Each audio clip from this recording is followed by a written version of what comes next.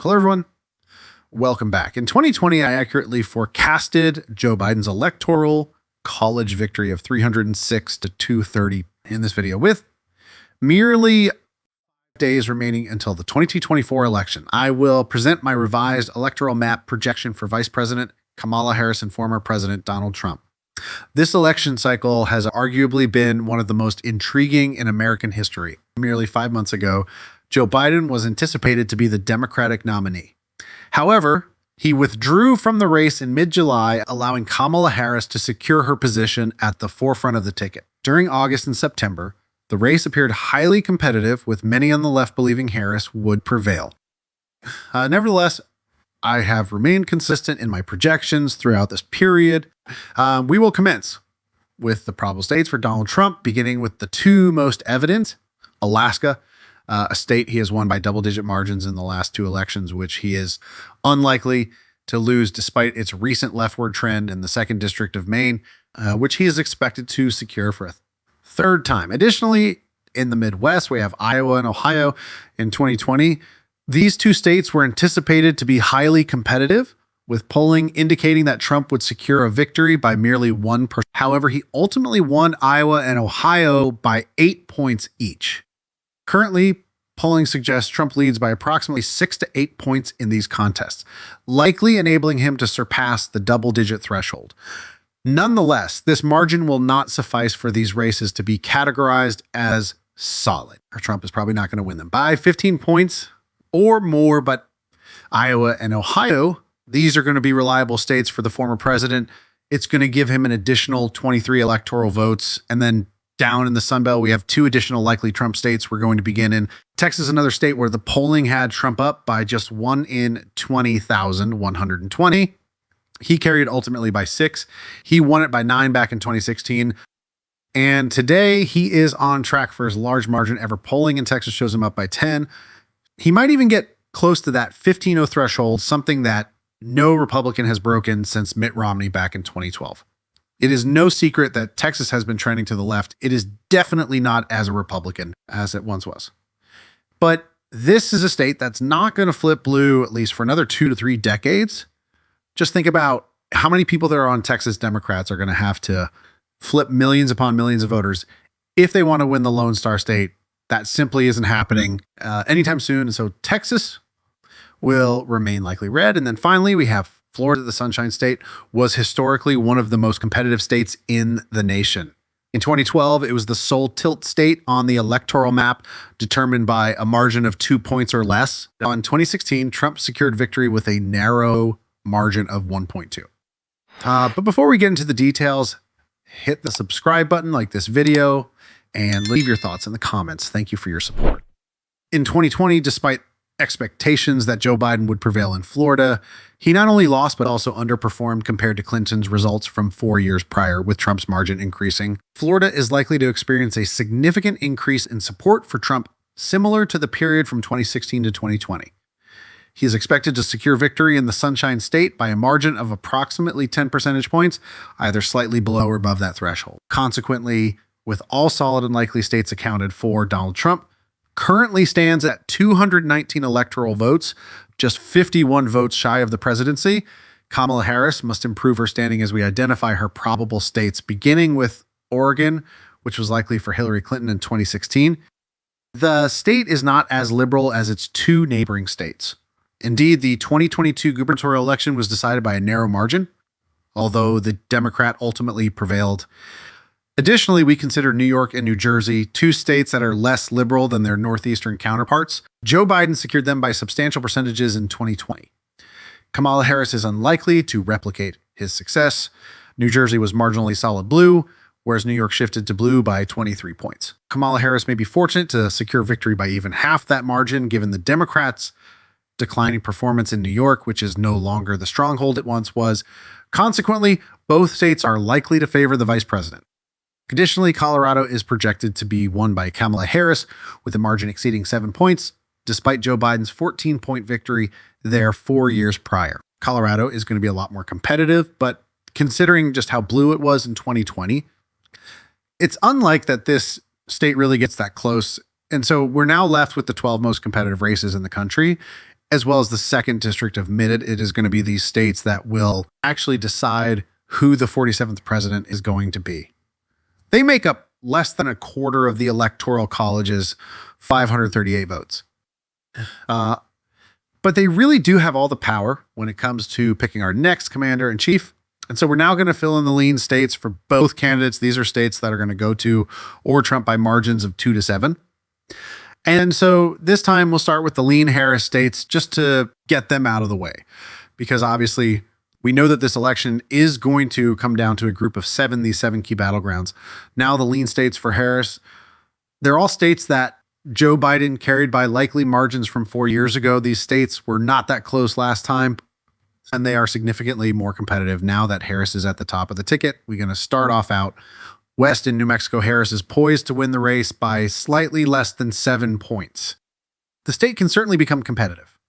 Consider the 2016 election, where Clinton secured victory by a mere 8. It would not be surprising if Harris's performance deteriorates further as Hispanic voters in New Mexico are progressively aligning more with conservative ideologies. We also have Tim Walz's home state of Minnesota.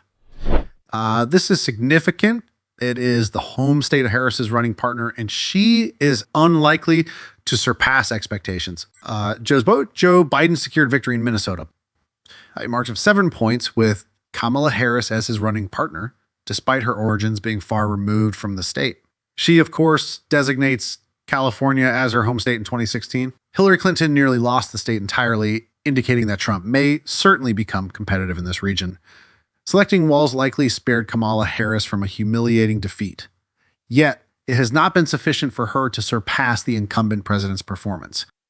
We're now left with just 3 more lean blue states in the 2nd District of Nebraska, which Harris is going to win by around 5 points. After redistricting in 2021, made the 2nd District more liberal.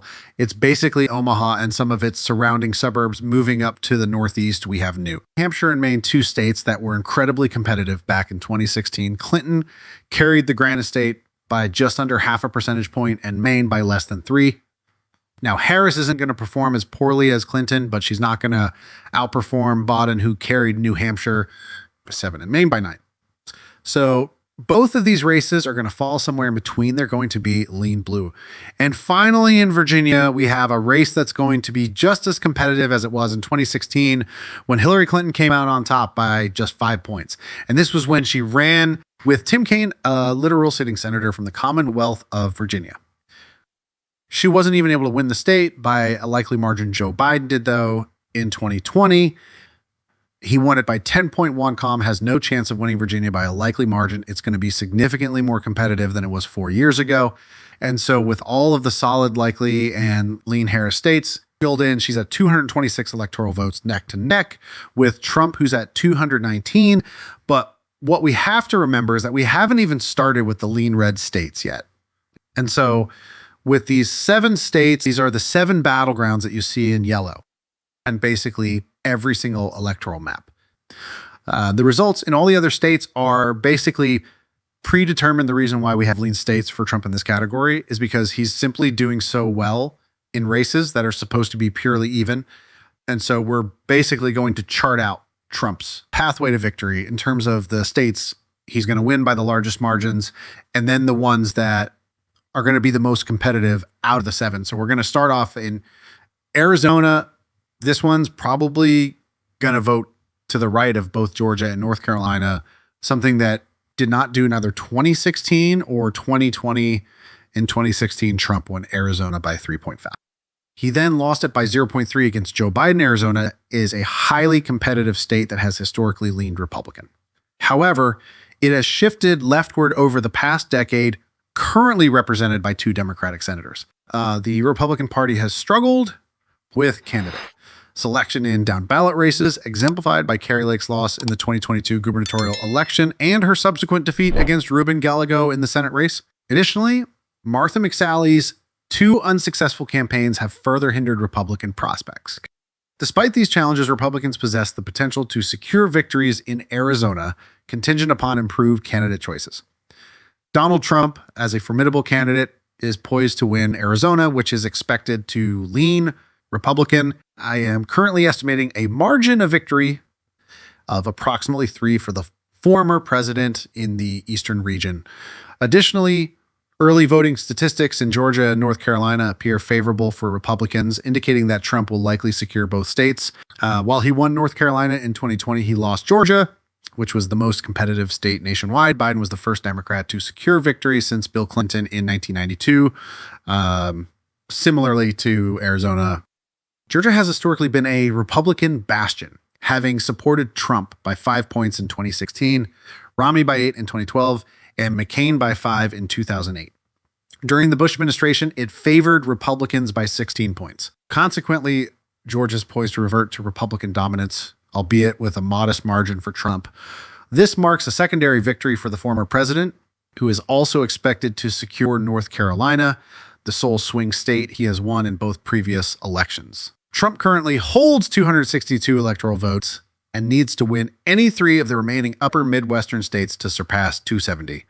Nevada will be insufficient. We will comments in Pennsylvania. This is likely the first state to favor Trump, as it is centrally located between Michigan and Wisconsin regarding its political leanings.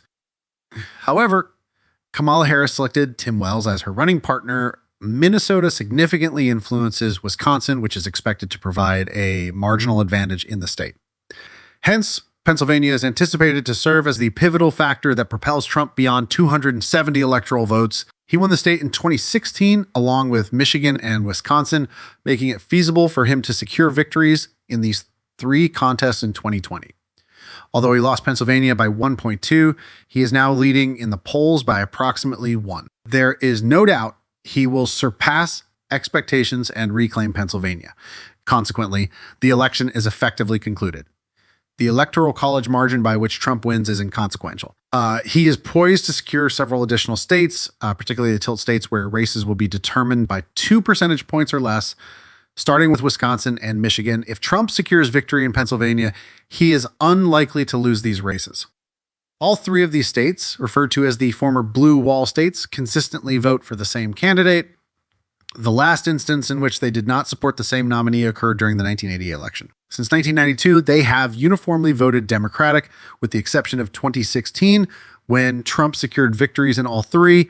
In 2020, Joe Biden regained their support. I do not anticipate this trend to change. I expect all 3 to align with the same candidate, likely the former president. Additionally, Nevada has remained elusive for Republicans over the past 2 decades among all swing states. Nevada is the sole state that Trump has never previously won, but this will change in 5 days. Nevada is poised to turn Republican, having shifted rightward over the past decade. Republicans secured the governorship with Joe Lombardo, who unseated the Democratic incumbent Steve Sisolak. As we approach November, I now expect Donald Trump to attain 312 electoral votes. Kamala Harris, 226, signifies the most abysmal Democratic performance since 1988. Harris is currently facing significant challenges while Donald Trump is in an unprecedentedly advantageous position inside the election cycle. Trump is capitalizing on this optimal opportunity. Thank you everybody for watching. Please remember to like, comment, and subscribe immediately.